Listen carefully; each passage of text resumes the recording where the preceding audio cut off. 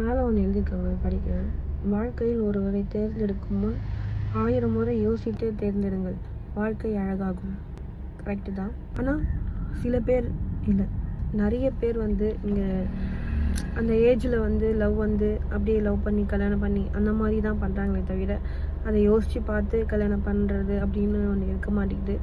ஏன்னா அந்த ஏஜில் வர அட்ராக்ஷன் அவ்வளோதான். ஸோ எல்லாருக்கும் வர்றது தான். அந்த ஏஜில் நம்ம கொஞ்சம் கேர்ஃபுல்லாக இருந்தால் ஓகே, நம்ம லைஃப் தப்பிச்சுது.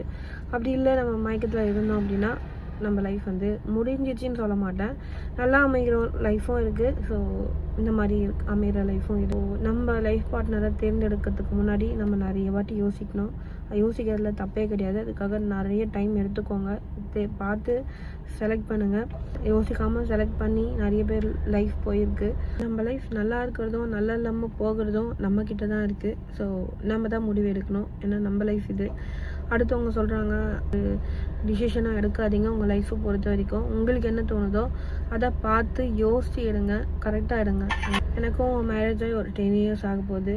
நான் என் லைஃப் பார்ட்னரை தேர்ந்தெடுத்தது உண்மையில யோசித்து, ரொம்ப யோசித்து அதுக்கப்புறமா தான் டிசைட் பண்ணேன். அந்தளவுக்கு மெச்சூரும் கிடையாது அந்த டைமில்.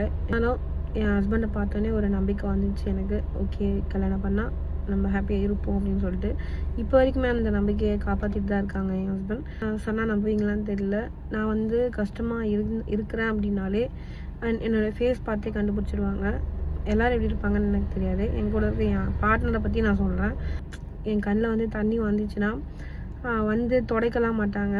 அதை எப்படி வர வைக்காமல் இருக்கணும் அப்படின்னு தான் பார்ப்பாங்க. ஏன்னா எனக்கு தெரியும் என் ஹஸ்பண்டை பற்றி. உங்களுக்கு சும்மா ஒரு ஃபன்னாக தெரியணும் அப்படின்றதுக்காக நான் ஒரு ட்ரை பண்ணுறேன். ஒரு ப்ராங்க் மாதிரி எடுக்கிறேன். அவங்க என்ன ரியாக்ட் பண்ணுறாங்கன்னு பார்க்கலாம். அது இப்போ இல்லை, கொஞ்சம் நாள் போட்டோம் அப்புறமா எடுக்கிறேன். ஸோ என்னுடைய லைஃப்பில் என் அம்மா அப்பா பார்த்து கல்யாணம் பண்ணியிருந்தா கூட இப்படி ஒரு தங்கமான பையனை கல்யாணம் பண்ணியிருப்பாங்களான்னு எனக்கு சத்தியமாக தெரியல. பட் நான் சூஸ் பண்ணது என் பார்ட்னர் அவ்வளோ பெஸ்ட்டாக அமைஞ்சிருக்காங்க. ஸோ உங்கள் லைஃப்பில் உங்கள் பார்ட்னர் எப்படி இருக்காங்கன்ட்டு கமெண்ட்டில் சொல்லுங்கள். பொண்ணாக இருந்தாலும் சரி, பையனாக இருந்தாலும் சரி. நான் என் ஹஸ்பண்டால் கஷ்டமாகிறதும் இல்லை சேடாக இருக்கிறதும் ஒரு 5% தான் இருக்கும். ஆனால் நான் அடுத்தவங்களால தான் 95% அப்செட் ஆகுறதும் சேட் ஆகுறதும். ஸோ அனுபவத்தில் சொல்கிறேன், அடுத்தவங்களை பற்றி யோசிங்க. ஆனால் ஃபுல்லாக யோசிக்காதீங்க, உங்களை பற்றியும் யோசிங்க. ஓகே.